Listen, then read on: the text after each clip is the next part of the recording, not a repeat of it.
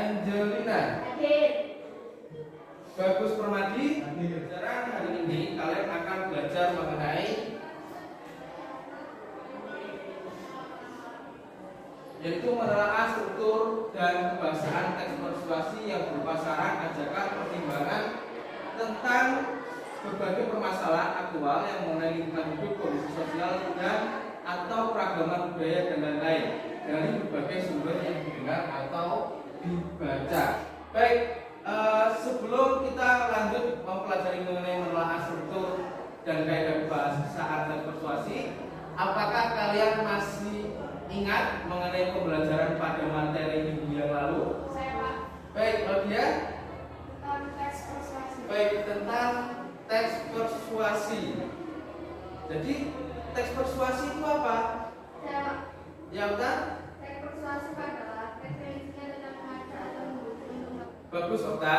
Jadi, dan pada pertemuan minggu lalu, kalian sudah belajar mengenai identifikasi teks persuasi, kemudian mulai pengertian, ciri-ciri, tujuan, dan menyimpulkan teks persuasi.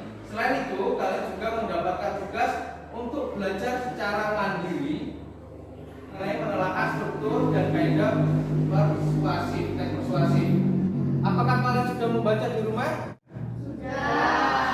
Bagus, yang dari struktur teks persuasi. Ada yang sudah membaca?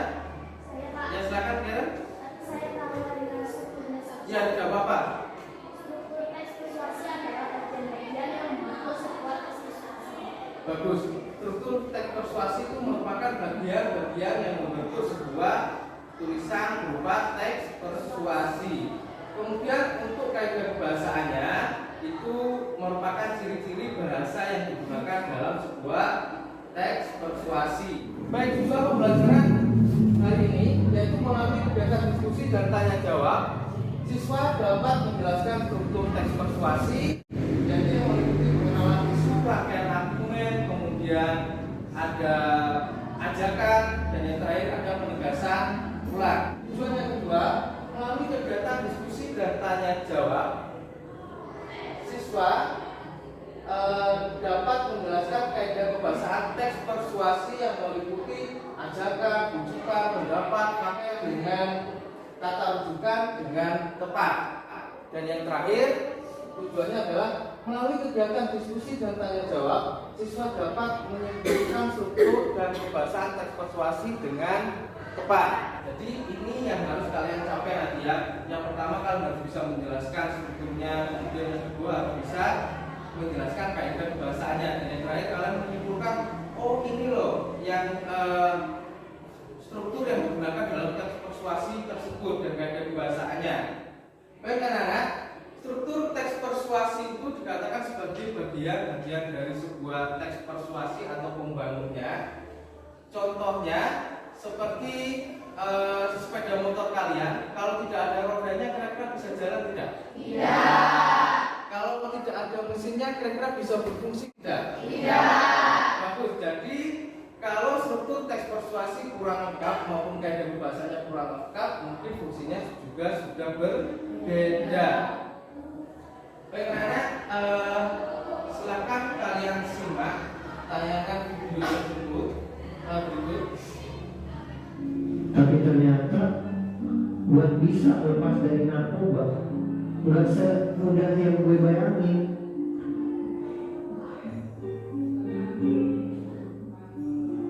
Narkoba bukan satu hal yang bisa dibuat main-main, apalagi coba-coba. Dari tayangan video tadi yang sudah kalian lihat, kira-kira informasi apa yang kalian dapatkan dari video tersebut?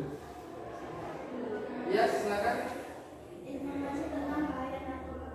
Baik, informasi tentang bahaya narkoba. Kemudian, adakah struktur dan kaidah kebahasaan yang terkandung dalam video tersebut? Ya, Putri? Ada menggunakan kata ajakan untuk menghindari narkoba. Baik, ada ya, di situ ada kata ajakan yaitu untuk menghindari atau menjauhi narkoba. Struktur teks persuasi itu dibagi menjadi 4.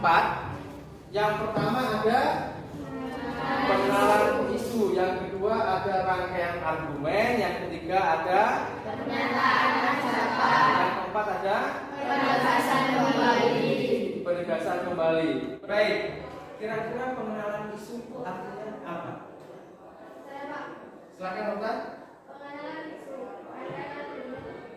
Saya lupa Pak. Lupa. Baik, yang lain bisa membantu mengenai pengenalan isu? Ya, Fitri. Pengenalan isu pengantar masalah yang menjadi dasar tulisan.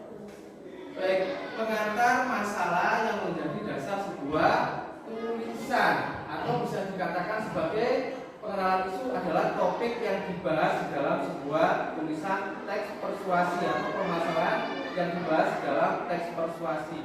Untuk kaidah pembahasan teks persuasi yang pertama ada penggunaan kata teknis. Ini sudah kalian pelajari di semester 1 ya sebenarnya untuk kata teknis. Untuk kata teknis ini, contohnya kata teknis biasanya digunakan dalam masyarakat di Tempur Sari itu adalah reboisasi. Reboisasi itu apa? Penghijauan. Kata teknis bisa dikatakan sebagai kata yang memiliki arti atau sebuah penjelasan. Di sini ada yang ditanyakan? Tidak ada? Ya, Fitri. Baik, untuk kata kerja mental, baik mungkin ada yang bisa membantu untuk kata kerja mental. Ya, silakan Karen. Kata kerja mental adalah kata yang berhubungan dengan suatu pemikiran. Kata kerja mental itu bisa dikatakan sebagai respon atas suatu tindakan seseorang. Silakan kalian duduk berkelompok. Kelompok satu mana? Kelompok dua mana? Enggak?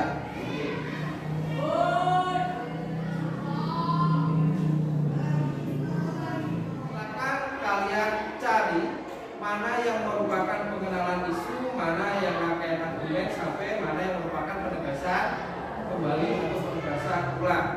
Sampai di sini ada yang ditanyakan? Kelompok satu ada masalah atau kesulitan?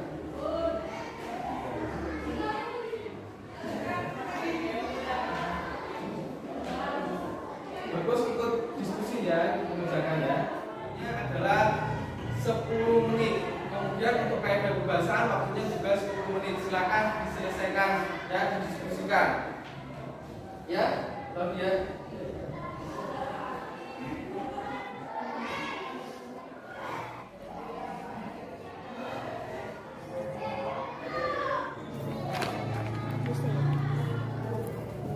Sudah menemukan mengenai pengenalan isunya? Kelompok 3 siapa yang akan mewakili kelompoknya untuk mempresentasikan gitu kan? Oh, lalu dia didampingi oleh Octavia. Gantian nanti ya. Baik, silakan menunjukkan. Assalamualaikum warahmatullahi wabarakatuh. Waalaikumsalam warahmatullahi wabarakatuh. Saya perwakilan dari kelompok 3 akan menyampaikan hasil diskusi. Harapan ketiga. Assalamualaikum warahmatullahi wabarakatuh. Waalaikumsalam warahmatullahi wabarakatuh. Berikan tepuk tangan. Menurut saya kelompok 2 sudah sangat lengkap mulai dari struktur dan kaidah pembahasannya. Dan terima kasih untuk kelompok 3 atas sarannya. Assalamualaikum warahmatullahi wabarakatuh. Waalaikumsalam warahmatullahi wabarakatuh. Kaidah pembahasan kata kesakitan hanya mencantumkan satu saja. Hanya mencantumkan satu saja ya, yaitu hanya waspada ya. Padahal kata kerja mental dalam teks persuasi tersebut itu kurang lebih ada 5 kalau tidak 4. Baik, kelompok satu silakan sebutkan kaidah pembahasan mengenai kata kerja mentalnya. Waspada, mematuhi, tanggap, mengikat. Waalaikumsalam warahmatullahi wabarakatuh. Baik, berikan tepuk tangan. Kelompok satu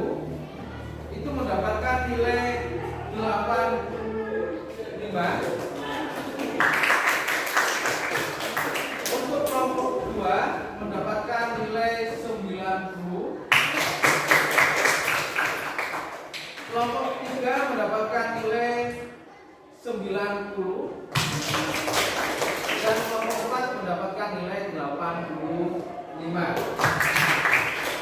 Baik, itu adalah nilai kelompok kalian. Keluarkan HP kalian.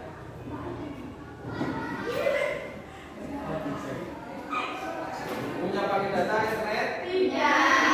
Parah sekali. Hotspot. Baik, silakan hotspotnya kalian kunjungi. Namanya adalah Heri Prabowo. Kemudian passwordnya numpang tanya. Kamu nanya gitu ya. Rambutnya mirip Rangga ya. Ya, baik. Sekarang saya bagikan link mengenai kuisis kepada di grup kelas bahasa Indonesia kelas 8B ya. Baik, silakan kalian buka dan silakan kalian kerjakan. Kesimpulan apa yang bisa kalian ambil pada pembelajaran hari ini? Baik, Rangga, silakan.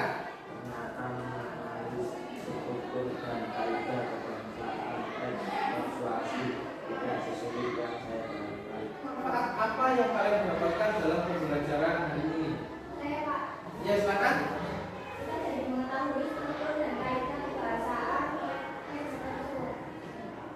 Teks persuasi. Baik, jadi kita bisa mengetahui struktur dari teks persuasi, jadi kaidah kebahasaannya.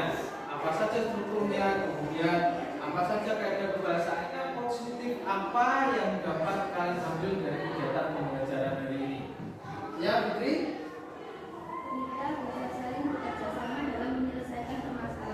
Baik, kalian bisa saling bekerja sama dalam menyelesaikan permasalahan. Apakah ada materi yang belum kalian pahami? Tidak. Baik, kalau tidak ada, saya tegaskan kembali bahwa struktur dan kaidah kebahasaan ini tidak luput dari bagian-bagian teks persuasi yang nantinya akan digunakan sebagai kerangka dan pengembangan dalam menulis teks persuasi. Baik. Struktur teks persuasi terdiri dari apa saja? Yang pertama, pengenalan isu.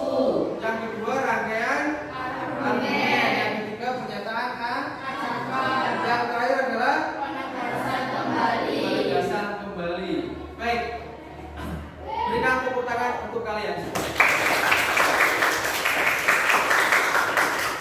Untuk pertemuan berikutnya, silakan kalian pelajari tentang kerangka teks persuasi, yaitu kerangka teks persuasi, kemudian cara menyusun atau menulis teks persuasi. Ya, silakan pelajari di rumah nanti ya. Sebelum pembelajaran saya tutup, silakan ketua kelas untuk memimpin berdoa terlebih dahulu. Persiapan berdoa. Doa mulai.